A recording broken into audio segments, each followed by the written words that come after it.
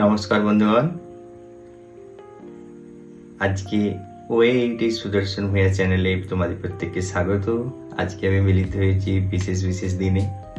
Actually আজকে আমার birthday, তো সেই কারণবশত happy birthday to me. And basically সবাই ফার্স্ট যে নববর্ষ যখন পড়ে, মানে 1 জানুয়ারি বলো বা পয়লা বৈশাখ বলো, অনেকে বিভিন্ন রকম স্টেপ নেয় জীবনে, এটা করব সেটা করব। আমার ক্ষেত্রে স্পেশাল দিনটা হচ্ছে আজকে 7ই আষাঢ়, 22 জুন। দেখতে দেখতে 30টা বসন্ত পার করে 31 বছরে পা দিয়েছি আমি। তো সেই দিক থেকে অনেক কিছু জীবনে দেখেছি, অভিজ্ঞতা হয়েছে। সেই হিসেবে আজকে জাস্ট তোমাদের মধ্যে নিজের ছোটোখাটো যে সুন্দর সুন্দর মুহূর্তগুলো সেগুলো শেয়ার করতে এসেছি। আর প্রথম কথা তো বলে দিই, আমার যে গুরুজন মা বাবা, তাদেরকে সশ্রদ্ধ প্রণাম। হ্যাঁ, তারা আমার জীবনে অনেক কিছু দিয়েছে। হ্যাঁ, আবার অনেক কিছু দিতে পারেনি, তার জন্য মাঝে মাঝে হয়তো ওনাদের কাছে আক্ষেপও করেছি, বাট ওনাদের যতটা সামর্থ্য ওনারা দিয়েছেন। আমার কে উইশ করবে বা না করবে সেই হিসেবে অতটা টেনশন না নিয়ে এবছর একটা নতুন রকমভাবে চেষ্টা করছি যে নিজেকে প্রথমে উইশ করবো, দেখি কিরকম হ্যাপি থাকা যায়। আর অনেক কিছু সামনে বিলং করছে, অনেক কিছু ঘটবে, সামনে আসতে চলেছে, এরকম কিছু ঘটনা আছে। সেগুলো একে একে করে পূরণ হলে আমি জানাবো প্রত্যেককে। আমি আপাতত ফিজিক্স পড়াই, ক্লাস 11-12 নিট জেইর, সাথে ম্যাথামেটিক্সও পড়াই ক্লাস 11-12-এর, এবং জেইও। তো দুটো সাবজেক্ট সঠিকভাবে, সঠিক মাত্রাতে ভালোভাবে পারি, এটা একটা ঈশ্বর প্রদত্ত ব্যাপার বলতে পারো তোমরা প্রত্যেকে। আর আমাদের ফ্যামিলি স্ট্যাটাস খুব হাইফাই এমন ব্যাপারটা কিছু নয়। আমি খুব লোয়ার মিডল ক্লাস ফ্যামিলি থেকে বিলং করি।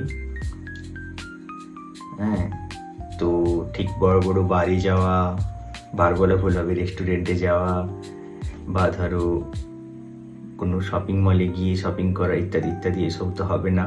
বা বড় খুব কেক কাটা তেমনও ব্যাপার কিছু হবে না, ছোটোর উপরে হবে, বাট খুব হ্যাপিলি হবে। হ্যাঁ, সাধারণত আমরা এগ কেক কাটি না, কেন এগ থেকে মাছ বা ভেজি ব্যাপারটা অনেকটা শুভ বলে গণ্য করা হয়, তাই আমাদের ওই দিন কোনো মাংস হচ্ছে না। রান্না অনেক কিছু হবে, আয় থেকে ঘরে প্রস্তুতি চলছে ছোটোখাটো হিসেবে, কেন মা বাবার প্রথম সন্তান হিসেবে তাদের কাছে একটা বিশেষ রকম অনুভূতি। সেই হিসেবে অল্প মিষ্টিও খাবো, মিষ্টি রেডি হচ্ছে। আর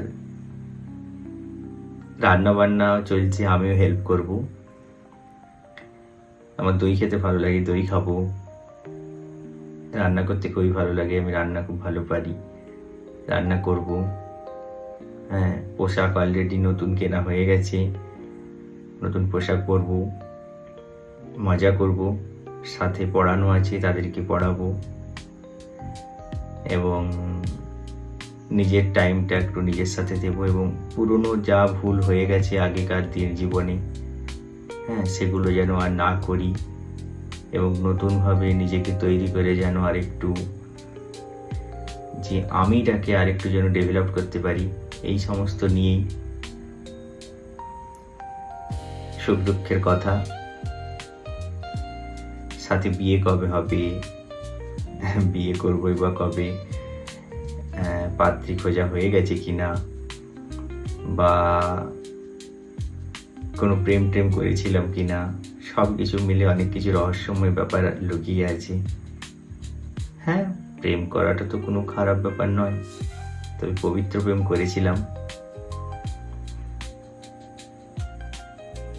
এটা নিয়ে কোনো দ্বিধা নেই।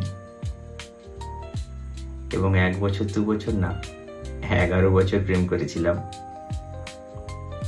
যাই হোক, সেসব নিয়ে পরের কথা তারপর বলবো কখনো। মানে প্রেম করেছিলাম বলা ভুল হবে, প্রেম করেছি। 11 বছর মানে কম সময় নয়। আর পড়াশুনো বা টিচিং হিসেবে কেরিয়ার আমার খুবই ভালো লাগে। হ্যাঁ, আমি খুব সহজেই অতি অল্প সময়ের মধ্যে স্টুডেন্টদেরকে কঠিন জিনিস শিখিয়ে দিতে পারি। এটা একটা আমার আলাদা স্পেশাল বৈশিষ্ট্য বা ক্যারেক্টার বলতে পারে। মানে আমি যদি সারা বছরে 1 ঘন্টা ক্লাস না নিয়েও যদি 10-15 মিনিট করে ক্লাস নিই রেগুলার, মানে 2-3টে ডেটে, তাও আমি সিলেবাস সমান মাত্রায় ভালোভাবে শেষ করে দিতে পারবো। অর্থাৎ বইয়ের জটিল যে জিনিস বা যাই বলো না কেন, তাকে অত্যন্ত সহজভাবে আমি তুলে ধরতে পারি। এটা একটা আমার ভালো গুণ। তো সেই হিসেবে বিশেষ তো কিছু বলবো না, মিনিট 10-এর মধ্যে ভিডিও শেষ করব। কেন পার্সোনাল ব্লগে এত টাইম দিতেও পারা যাবে না। এবং সব থেকে মজার ব্যাপার, নিজের বার্থডেকে নিজেকে প্রথমে উইশ করে নিয়েছি, তারপরে কেউ করলো কি না করলো কিছু এসে যায় না। জীবনে অনেক বড় বড় অভিজ্ঞতা হচ্ছে। হ্যাঁ, যারা কাছের তারা দূরে চলে গেছে, যারা দূরের তারা কাছে এসেছে। কখনো ফিনান্সিয়ালভাবে প্রবলেমে পড়েছি, বন্ধুরা হেল্প করেছে। কখনো সব ঠিকঠাক গেছে। এখন আপাতত স্টেবল কন্ডিশনে আছি, হ্যাপি আছি। আর তার থেকেও বড় কথা, হ্যাপির সাথে সাথে সুখে তো আছি। আর সাকসেস কম বেশি কখনো মিলেছি, কখনো অসফল হয়েছি, আবার চলেছি। সেই ছোটবেলার ঘটনার মতো, যে আমরা যখন পড়ে যেতাম, পড়ে যেয়ে তো শুধু ভ্যামে করে কাঁদতাম না, পরে মা বাবা প্রেরণা জোগাতো বা বাড়ির কেউ প্রেরণা জোগাতো, আবার উঠতাম, আবার হাঁটতাম। তেমনভাবেই চলতে চলতে জীবনে বড় হওয়া। জানি না আর কত বছর বা কত বসন্ত জীবনে আছে, যতটুকুনি আছে ভালোভাবে কাটবো। এবং যেতে যেতে শুধু এটাই বলবো, মানে যখন শেষ দিনটা হবে জীবনের, যখন ধরো খুব কঠিন অবস্থায় বেডে পড়ে থাকবো, তখন শুধু একটা কথাই বলবো, মজা আ গয়া জিন্দেগি জিনে মে।